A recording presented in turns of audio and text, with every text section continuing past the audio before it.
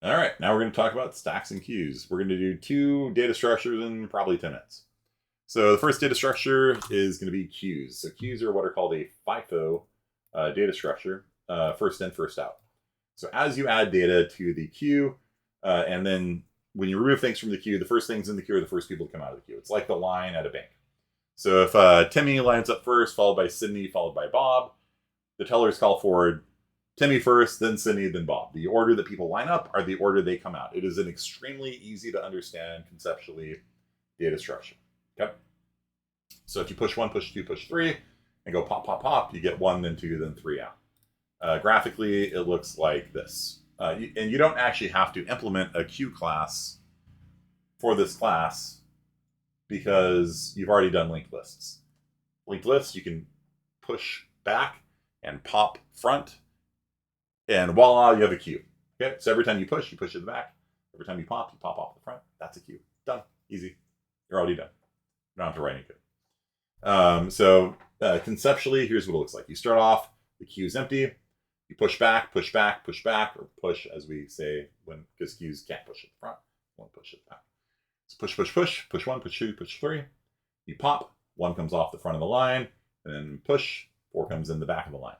Right, so you can think of this as the line of the movie theater or something like that, right?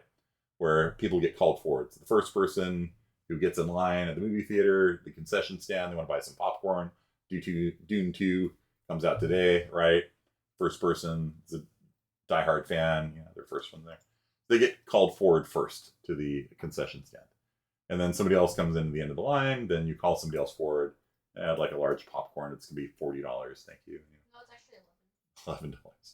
Call somebody forward, number three comes forward, call somebody forward, queue's empty. Well, actually, surprisingly, if slushy is only $8 and it's medium, it seems like it's $8 for a slushy. That's sugar and no, water. it's I believe you. It's diabetes in a cup.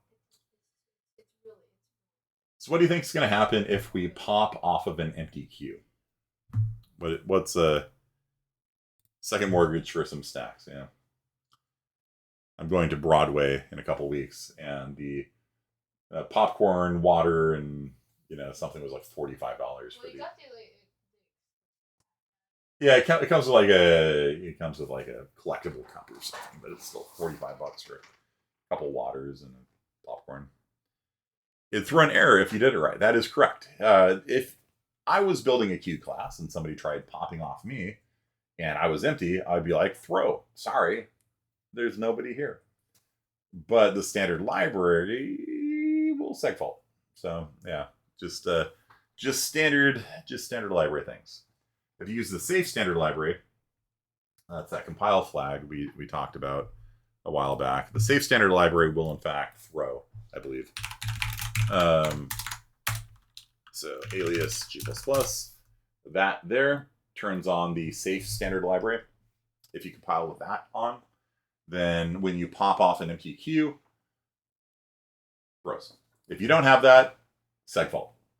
So the reason for that is because they're going to assume you're already doing an if statement to see if the queue is empty. So why repeat the effort, right? And my answer is, well, because I don't like segfaulting.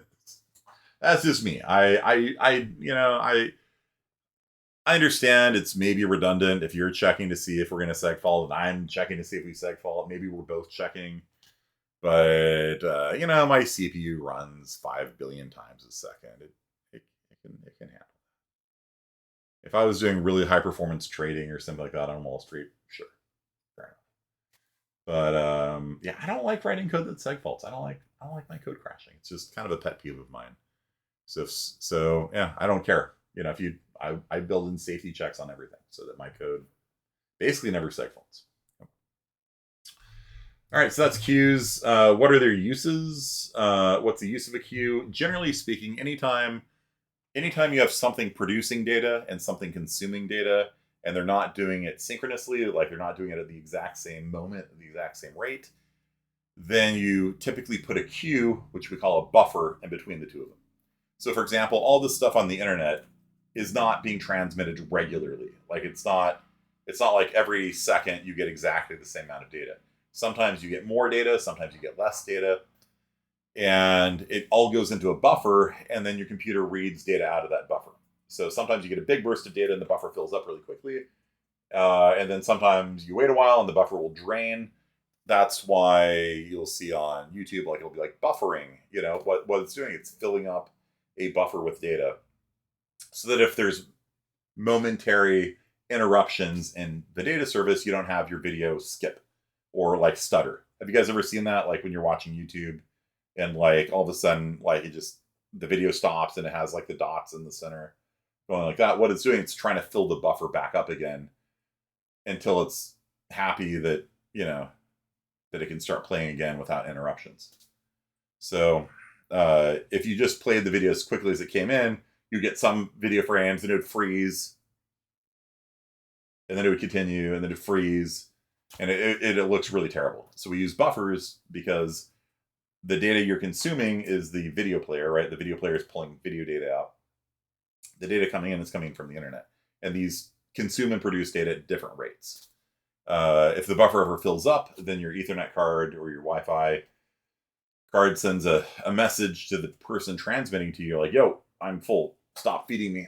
I can't eat anymore. Wait for a while. I can't take any more data." And then the other side will stop transmitting because you're full, and they'll wait for you to consume through your buffer a little bit. You'll be like, "All right, resume." And that's a queue. It can be implemented using a linked list. You can also use what's called a circular array. If you want a fixed size buffer, you make an array of size 100. And as you read data in, you just start writing into the array. And then when you consume data, it goes like this. So you have two different places where you're reading and writing to. So when you're writing, the writing head is going to fill up. When you're reading, the reading head is going to chase after the writing head. And if the writing head ever gets to the end of the array, it wraps around to the beginning again. And if you ever read to the point where the reading head catches the writing head, the buffer is empty. And if the writing head ever wraps all the way around and catches back up to the reading head, the buffer is full. Can't read anymore. Can't write anymore, rather. So basically, you know, if you write, if you're writing to this buffer here, write 1, write 2, write 3, write 4, write 5, write 6. It'll be like that. And then your video player is like, all right, I'm ready for the first 3 frames of video. Consume 1, consume 2, consume 3. And then more data comes in from the network. Here's frame 7. And then your video player plays the next 3 frames, frame 4, frame 5, frame 6. And then the next frame comes in, 8. And then the video player plays frame 7. And then the network gets a big burst of traffic. Here's frame 9, frame 10, frame 11, frame 12. And then the video player plays the next 2 frames, and then frame 13, then frame 14. And then you consume. Oh, it's empty. And then the video player stutters. Do you guys understand? So it just goes around and around. You just have, this could be implemented with an array and 2 integers. One of the integers is where you're writing to. One of the integers is where you're reading from in the array. That's it. So, or you can just use a linked list. Linked list, you could push back and pop front, and you got a queue of infinite size, essentially, until you run out of RAM. So that's queues. You can store a finite amount of data at once. You keep adding to as long as you keep removing. Exactly. And so most buffers inside of a, you know, like your Ethernet buffers, they're implemented using circular arrays because they're very fast. Linked list, you have to new, and you have to do the pointer stuff, and that's kind of slows things down. Whereas the circular array, you got a fixed size. This is how many keystrokes you can buffer. Have you guys ever seen that? Have you ever like been using Microsoft Word? Ada, have you ever used Microsoft Word and like it freezes and you're like typing? Never used it. You've never used Microsoft Word? Have you Google Drive, Google Docs, whatever? Oh, Okay, you're like typing and it like freezes for a second, but you like keep typing, yeah. and then like when it catches up, all of a sudden the letters go and they like catch up. Ada, have you ever seen that before? Ada, where like the website freezes for a second, and then but you keep typing and it remembers your keystrokes.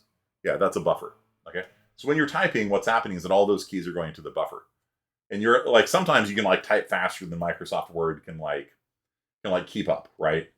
So you're like typing, and then like Microsoft Word's like, I'm slow, and it's like pulling one letter at a time out of the buffer. At a certain point, you'll actually fill up the buffer. I think the keyboard buffer, like, I don't know, like in times past, like Might be 30, 40, 100 letters, something like that. So like the keyboard buffer will fill up. Then after that, it loses keystrokes. But, even on the server here, like if I do this, if I hit quit an LS, now there's a delay, but like the LS were in the buffer. And so after it finally quit and cleared the screen, everything like that, LS came out of the buffer and then ran. Okay, so you got a keyboard buffer on the server as well. So as you type things, they go into a buffer, and then when the terminal's ready to read it, it pulls keystrokes out of the buffer. Never used Microsoft Word. I know. This is my daughter. Daughter of a computer scientist, and has never used Microsoft Word. You've used it. Okay, she's used it. All right. You may remain my daughter. She laughed. In case you're wondering, how could he say that? She thought it was funny, right, Ada?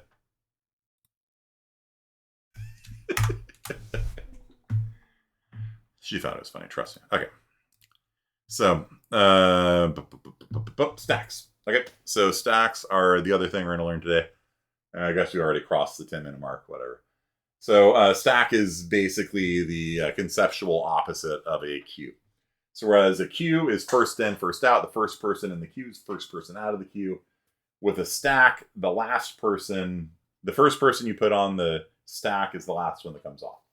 Like imagine you're stacking up pancakes. You put pancake 1, pancake 2, pancake 3, pancake 4. When you take pancakes off, it's pancake 4, pancake 3, pancake 2, pancake 1. Or if you have a stack of plates at a buffet, the first plate that goes on the bottom, second plate goes on top, third, fourth, fifth. When you take plates off, it's 5, 4, 3, 2, 1. So it's a LIFO structure, last in, first out. So visually it looks like this. It's the conceptual opposite of a queue. Start off, the stack's empty. And we think of stacks as being vertical because we think of pancakes or plates or something like that. So we talk about the top of the stack. Whereas with a queue, it's the front of the queue. So conceptually, they're oriented differently. So a queue is horizontal. For some reason, it really doesn't matter. And the stack is vertical. It's always the top of the stack. Okay. Just if you're wondering why the function is called top instead of front, that's why. So stacks start off empty. You push 1, push 2, push 3. Then when you pop, 3 comes off. You pop, 2 comes off. You pop, 1 comes off. Okay. So as you pop, you get things in the opposite order than you put them on. Push 1, push 2, push 3, pop, 3 comes off, push, 4 goes on the top, pop, 4 comes off, pop, 2 comes off, pop, 1 comes off. Stack's now empty. Anyone want to guess what the standard library does if you pop off of an empty stack? Runs you have those Nerf dart clips. Mm-hmm.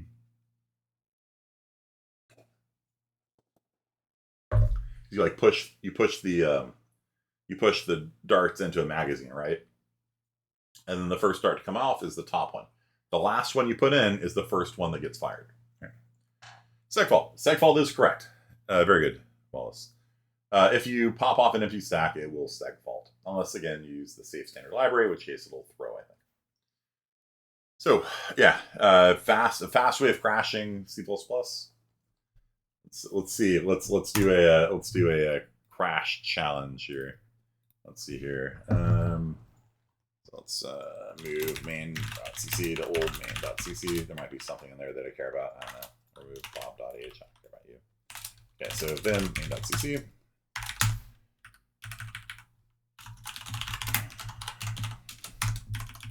Stack. Okay, you guys ready to time me on the C++ stack crash? Stack Overflow? It's not Stack Overflow. You can call your friends, yeah. Just in a different room. I'm videotaping right now. You guys ready to time me? See how fast I can crash a C++ program? All right. Stack of integers named st.pop.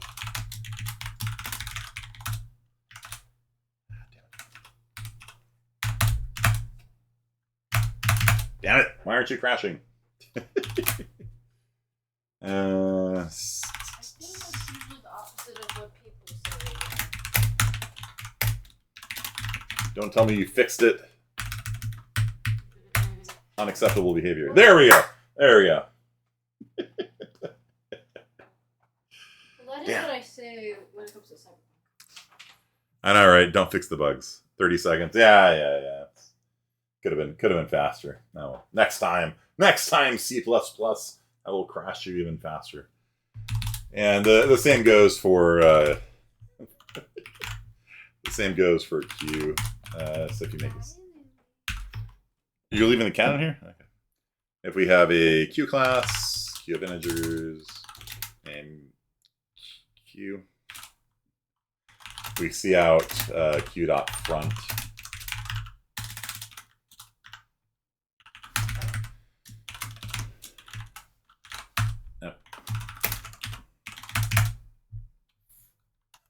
We got a number that time.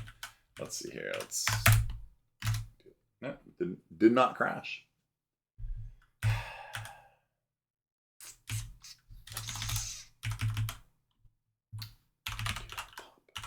Not poop. That's a different function entirely.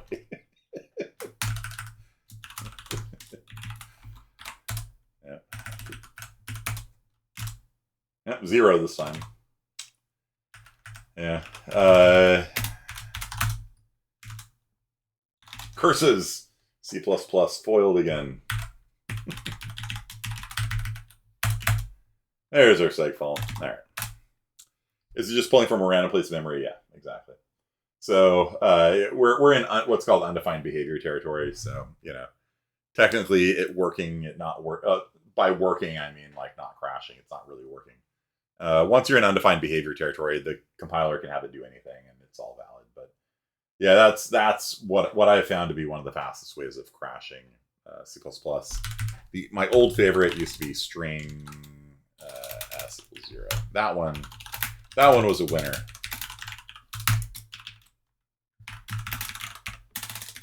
Now it won't compile. Okay, I take it back. Boom. Construction from null is not valid, so it's throwing now. Okay. G++ dash std equals C++ 23. It will not compile now. Okay. So that's actually something that changed in modern C++. It's something I've been harping on actually for a long time. People are like, what's the shortest C++ program that'll crash? I'm like, string s equals 0. Old segfault. Because 0 is null pointer, and strings can be constructed from pointers. So it constructs a string out of a null pointer in segfaults. So they have banned it in C++ 23. Let's see if it's banned in 20. No. So okay. There you go. So it is now illegal to crash a program in C++ that way. All right. So yeah, there you go. So you want to see how stacks work, like legitimately. Stack.push 10, 20, 30, and then we can say while stack.size, cout stack.top, and stack.pop. It's basically everything you can do with a stack. Like there's not really a whole lot you do with a stack. Like you push things onto it, you pop things off of it, you get the top value, you check how many elements there are. That's about it. There's probably other functions, but that's really the long and the short of a stack. It's very easy to understand. Data structure. So if we push 10, 20, 30, when we pop it off, we get 30, 20, 10. So that is one of the uses of a stack. You can reverse a word using a stack. The stack, like your variables, are allocated using a stack. That's why they're called stack allocated variables. Every time you call a function, imagine you got function 1, function 2, function 3, function 4. So function 1 calls function 2, and function 2's got some variables on it, integer x, y, z. So it allocates that RAM. And then when you return from function 2, it pops it off the stack, and they're deallocated. So it allocates RAM automatically when you call a function. And when it returns, it deallocates it by popping it off the stack. So when a function calls a function, calls a function, calls a function, it starts consuming your stack space. And if you have too many variables in your stack allocated variables, you will get a stack overflow error, and your program will crash probably. Although after that, I'm now like, all right, crash. It's like, no, I'm not gonna crash. So there you go. So that's why stack allocated memory is called stack allocated memory. Function 1 calls function 2. Function 2 calls function 3. Function 3 returns. It deallocates memory. Function 2 then calls function 4. Function 4 returns. Function 2 returns. Function 1 returns. We use it for parentheses testing. Every time you get a closed parentheses, you pop off the stack until you get to an open parentheses. So if you pop, pop, pop, and you don't have a matching open parentheses, error. Here, you do push, push, push, push, push. You get the closed parentheses here on the 2. You pop off the 1 plus 2. I got a 3. Cool. You push a 3 on the stack. Divided by 3, close parentheses, cool. 3 divided by 3 is 1. Done. And that is actually going to be your homework assignment. Yeah, that is all I have to say about that. Boom. Forrest Gump. Thank you very much. Very simple data structures. Really nothing much to them. So your homework assignment is going to be something called RPM calculator. So this is a reprise of your simple calculator assignment for CSAT 41 using stacks. And so if you want to do 2 plus 2. So what you do is you type the number 2, and that pushes 2 onto the stack. You type 2, and that pushes 2 onto the stack. And then if you do an operation like multiply or plus, same in this case, then what it does is it pops the 2 off the stack, and it pushes 4 onto the stack. So if we ask for the answer with E, we get a 4. If I type it 10, that pushes 10 onto the stack, so the stack has 4 on the bottom, 10 on the top. If I then do a multiply, 10 and 4 both get popped off the stack, and 40 gets pushed on the stack. Okay, so 10 minus 30. So the entire assignment should be about that big. So basically what you do, and I can draw this for you if you want, is this is something called reverse Polish notation. And the reason why reverse Polish notation is so cool is because you don't need parentheses. There's no ambiguity to the order of operations. If I say 1, 2, 3 plus times, what that's going to do is, I'll switch over to OneNote. So if I say 1, 2, 3 plus times, what happens is it pushes 1 onto the stack, it pushes 2 onto the stack, pushes 3 onto the stack. I say plus, these 2 guys get popped off the stack. They get added together. I said 1, 2, 3 plus, right? So 2 and 3 get popped off the stack, and then it pushes the result onto the stack. 2 plus 3 is 5. Then when you do the times, these 2 guys come off the stack. 5 times 1 is 5, and the result is pushed onto the stack. So every time you do an operation, you pop 2 elements, you push the result. That's it. At the end of the day, you type E to print your result, and the answer is 5. If you for this homework assignment, most of the challenge is just going to be doing things like, what if I divide by 0? Things like that. The general idea is every time you get a number, you push it onto the stack. Every time you get an operation, you pop the top 2 elements of the stack, do the operation, plus, minus, power, modulus, whatever, and you push the result back on. That's it. It's about 20 lines of code. So after the milestone assignment, I thought I would give you guys something easy. Your lab time is to work on this for an hour and screenshot it and send it to me. If you can have the entire project done by Sunday at midnight, you will get 20% extra credit.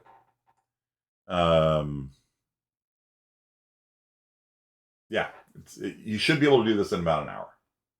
So hopefully by the time you finish lab time, you'll have finished the entire assignment, because it's about that big. The challenges are things like checking for division by 0. What if somebody tries printing the answer and there's like multiple things on the stack? So if there's like multiple numbers on the stack, you try printing the answer. Error, die. What if there's nothing on the stack and you try printing the answer? Die. Division by 0, die. Modulus by 0, believe it or not, also die. What if they type in squirrel? Straight to die, I think. Die. Yeah. 5 divided by 0, die. 5 modulus 0, die. 0 to the 0th power, die.